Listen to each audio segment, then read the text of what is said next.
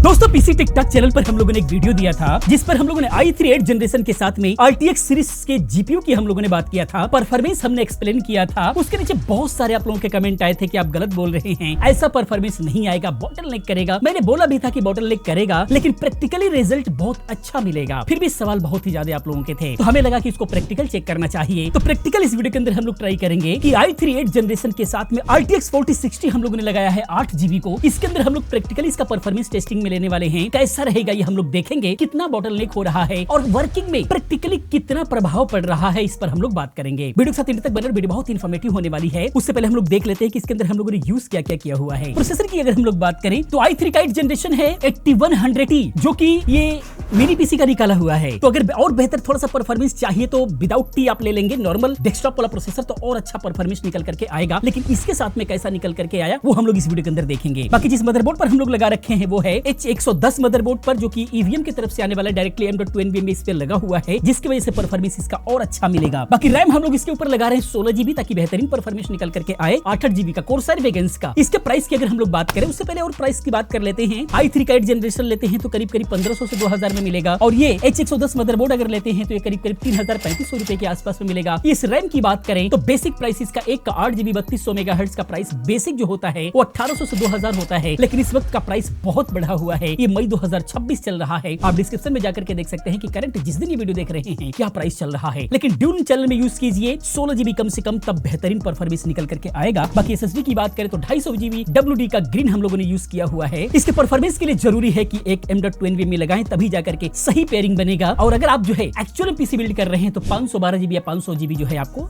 Use करना चाहिए। हम लोग टेस्टिंग में ले रहे हैं। बाकी पावर सप्लाई के बेसिक सीरीज का हम लोगों ने NT Sport का 600 वाट की पावर सप्लाई हम लोग इसके अंदर यूज कर रहे हैं, और ये NT Sport का वैल्यू सीरीज का पावर सप्लाई है, जो कि 2300-2400 रुपए का आता है। बाकी जो है अच्छी परफॉर्मेंस के लिए इसके लिए 550 वाट की 80+ ब्राउन्ज वाली अगर आप लेते हैं तो बेहतरीन स्टेबल पावर आपको देगा और सही तरीके से चलेगा। वो करीब 3500 रुपए के अंदर आएगी। बाकी ये जो है ग्राफिक कार्ड RTX 4060 हम लोग यूज कर रहे हैं। गीगाबाइट की तरफ से आने वाला 3 फैन वाला बहुत अच्छा ग्राफिक कार्ड है। इसको हम लोग सालों से यूज कर रहे हैं, बहुत ही बेहतरीन परफॉर्मेंस निकाल करके देता है। इसके साथ में यूज हम लोग करेंगे। कैबिनेट की बात करें तो 1000, 1500, 2000 की कोई सा भी कैबिनेट आप यूज कर सकते हैं, क्योंकि बजट की बात हो रही है। तो ये पीसी बन करके रेडी हुआ है, जिसको हम लोग टेस्टिंग में ले रहे हैं। जिग पर हम लोगों ने लगाया हुआ है। चलिए चलते हैं डेस्कटॉप पर, देखते हैं क्या परफॉर्मेंस इसका रहा है। तो दोस्तों आगे हम लोग डेस्कटॉप पर आइए, पहले कॉन्फ़िगरेशन इसका देखिए। ये देख सकते हैं i3 का 8100T प्रोसेसर है, 4 कोर 4 थ्रेड्स का है, और यहाँ पर GeForce RTX 4060 ग्राफिक हम लोगों ने लगाया हुआ है। परफॉर्मेंस की बात करते हैं कैसा रहा, तो इसको हम लोगों ने काफी देर तक ट्राई किया हुआ है। एक्चुअल रिजल्ट हम आपको देते हैं। इस पर CorelDRAW 2025 हम लोगों ने इंस्टॉल किया हुआ है, और Photoshop 2024, ये दोनों ही लेटेस्ट हैं, बहुत अच्छे से काम कर रहे हैं। इस ग्राफिक कार्ड को लगाने के बाद CorelDRAW बेहतरीन चला, Photoshop भी बेहतरीन चला। अच्छे लेवल से आप जो है एक अच्छा खासा एल्बम डिजाइन कर सकते हैं, ग्राफिक डिजाइनिंग वगैरह करना चाहते हैं कर सकते हैं। साथ में ही ऑनलाइन के बहुत सारे टैब हम लोगों ने ओपन किया। वैसे बहुत सारा टैब आप ओपन नहीं कर सकते, बहुत सारे मल्टीटास्किंग की बात हम लोग नहीं कर पाएंगे। एक्चुअली मल्टीटास्किंग थोड़ा सा कम करेंगे, क्योंकि 4 कोर 4 थ्रेड्स है, तो बहुत ज्यादा एक्सपेक्ट नहीं कर सकते, क्योंकि वो प्रोसेसर का ही टास्क होता है। तो आप जो है 2-3-4 टास्क खोल करके आप रखें, उसके साथ में आप इसको यूज करेंगे।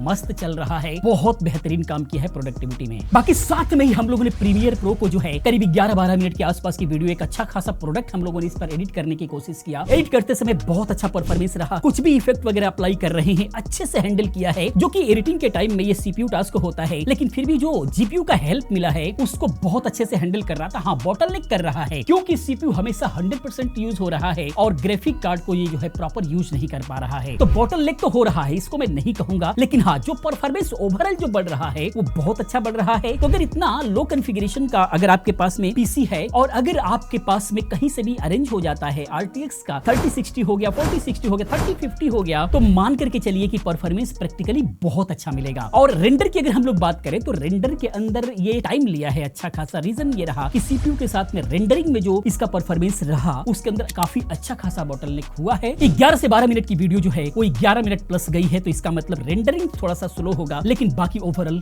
परफॉर्मेंस अच्छा रहा। तो ये तो प्रोडक्टिविटी का हिसाब किताब रहा, जो कि इसके साथ में मिला जुला करके भले ही बॉटलनेक किया, लेकिन परफॉर्मेंस बहुत ही करीब 5x फास्ट रहा iGPU के हिसाब से देखा जाए तो। बाकी गेमिंग में क्या रहा देते हैं आकाश को, उसके बाद मिलते हैं, कंक्लूजन की बात करते हैं। तो मेनली अगर हमारे पीसी में डेस्कटॉप का प्रोसेसर लगा रहता है, मेनली ये प्रोसेसर जो है वो मिनी पीसी का है, आप लोगों को पता चल ही गया होगा। अगर डेस्कटॉप का लगा होता तो हमारे जो FPS थे वो थोड़े से और बढ़ सकते। तो कितने मिल रहे हैं कितने नहीं मिल रहे वो तो चेक करने के बाद ही पता चलेगा। तो आओ टेस्टिंग करते हैं अपना। तो सबसे पहले हमने चालू करी थी ऑकवर्ड सेलेक्ट, जिसकी हमने सेटिंग्स रख दी थी अल्ट्रा पर, और उसकी हमने रे ट्रेसिंग को हमने लो पर रख रखा था क्योंकि हमारा प्रोसेसर वीक है बहुत ज्यादा अगर RTX 4060 के हिसाब से देखा जाए तो। बाकी DLSS हमने अल्ट्रा परफॉर्मेंस पर रख रखा था, फ्रेम जनरेशन में हमने DLSS पर ही लगा रखा था। बाकी अगर सिनेरियोस पर नजर डाली जाए तो CPU यूसेज में हमारा 70% है, CPU टेम्परेचर हमारा 55 डिग्री सेल्सियस। GPU यूसेज की अगर बातचीत की जाए तो लगभग बहुत ज्यादा ऊपर नीचे है, वो आप अपने हिसाब से देख लेना। बाकी रैम यूसेज की अगर बातचीत की जाए तो 14.8 GB के आसपास हमारा रैम यूसेज है। बाकी FPS हमारे 40 के आसपास आ रहे जो कि बहुत ज्यादा स्मूथ है इस PC के लिए। वैसे मेरे को एक्सपेक्टेड नहीं था कि ये वाले जो FPS है हमारे आएंगे, मेरे को लगा था बॉटल नेकिंग की वजह से जो हमारे FPS है बहुत ज्यादा ब्लिंक करेंगे, कभी 100 प्लस जाएंगे, कभी 20 प्लस जाएंगे, कभी मतलब ऐसे करता रहेगा। बट ऐसा नहीं है, कॉन्स्टेंट हमारे FPS आ रहा है 40 के आसपास, जो कि बहुत ज्यादा सही है इस PC के हिसाब से देखा जाए तो। बाकी इसके बाद हमने चालू करी थी GTA 5 का एनहांस वर्जन, जिसकी सेटिंग हमने रखी थी वेरी हाई रे ट्रेसिंग पर, DLSS को हमने परफॉर्मेंस पर रखा था, फ्रेम जनरेशन भी हमने DLSS का लगा रखा था। जैसे कि सारी सेटिंग्स आप लोग अपने सामने देख भी सकते हो। अगर इसमें GPU यूसेज की बातचीत करें तो 40 to 50 के आसपास हमारा GPU यूसेज है, CPU यूसेज इसमें हमारा 100% है, CPU temperature 60 degree Celsius, RAM usage 9.5 GB के आसपास है, FPS हमारे 80 प्लस, जो कि बहुत ही ज्यादा स्मूथ है, एकदम मतलब मक्खन वाला मामला हो जाता है। 80 प्लस तो मैं कह रहा हूँ, लेकिन बहुत टाइम तक ये 100 प्लस भी रह रहे हैं, जो कि GTA 5 के लिए तो एकदम मोर देन इनफ है भाई। आराम से खेल सकते हो, एंजॉय करना है तो भाई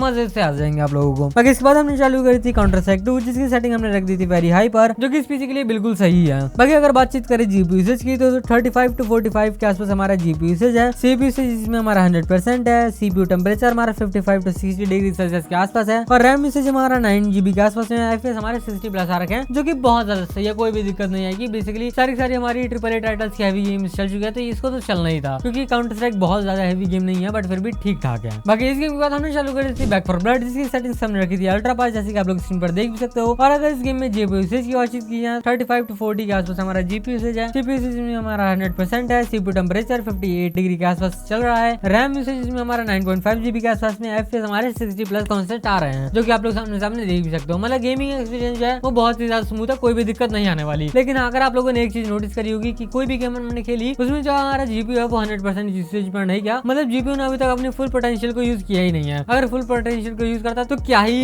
नेक्स्ट लेवल FPS आते। GPU का 100% लोड पर ना जाने का रीजन हमारा प्रोसेसर है, क्योंकि प्रोसेसर इसके साथ फिट बैठ नहीं रहा। अगर हम एक ऐसा प्रोसेसर लगाते जो कि बॉटलनेक नहीं करता, बेसिकली ये जो PC है बॉटलनेक कर रहा है, जिसकी वजह से ये चीज हो रखी है, या फिर यहाँ पर हमारा i5 का 8th जनरेशन होता तो हमारा जो GPU है वो अच्छी तरीके से यूज हो पाता, बहुत ही ज्यादा सही चलता, कोई भी दिक्कत उस टाइम पे नहीं आती है। बाकी इस प्रोसेसर ने भी बहुत ज्यादा बेकार नहीं किया, बहुत ज्यादा अच्छी तरीके से ये भी चलाए। अगर आप लोग इस PC को बिल्ड करना चाहो तो कर सकते हो, लेकिन हाँ अगर आप लोगों को फ्यूचर में प्रोसेसर अपग्रेड करना हो तब जाके इस PC को बिल्ड करना अच्छा रहेगा। अगर अपग्रेडेशन नहीं करने तो बेकार ही है। i5 का 8th जनरेशन लगाओ या फिर 10th जनरेशन लगाओ, उस टाइम पे जो हमारा GPU है वो 100% यूसेज में आ जाएगा, जो कि बहुत ज्यादा उस टाइम के लिए सही रहेगा। आई थिंक आप लोगों के सारे डाउट्स अभी तक क्लियर हो गए होंगे। अगर नहीं क्लियर हुए तो कमेंट सेक्शन खुला हुआ है, कमेंट जरूर करना, रिप्लाई जरूर मिलेगा। मिलता है नेक्स्ट वीडियो में, तब तक के लिए बाय बाय। तो दोस्तों ये था i3 का 8100T के साथ में RTX 4060 का कमाल, जो कि आप लोगों ने देखा। कंक्लूजन की बात करते हैं तो प्रोडक्टिविटी में भी बहुत अच्छा रहा, और इसके अकॉर्डिंग गेमिंग में भी जो हम लोगों ने सोचा नहीं था उससे भी बेहतरीन जो है रिजल्ट निकाल करके दिया है। बॉटलनेक हुआ है उसको मैं नहीं कहूंगा। अगर कंक्लूजन की बात करें कि सही रहेगा या फिर नहीं, तो अगर i3 का अगर 8100 प्रोसेसर हो तो थोड़ा सा और परफॉर्मेंस मिलेगा, लेकिन नया PC बिल्ड कर रहे हैं तो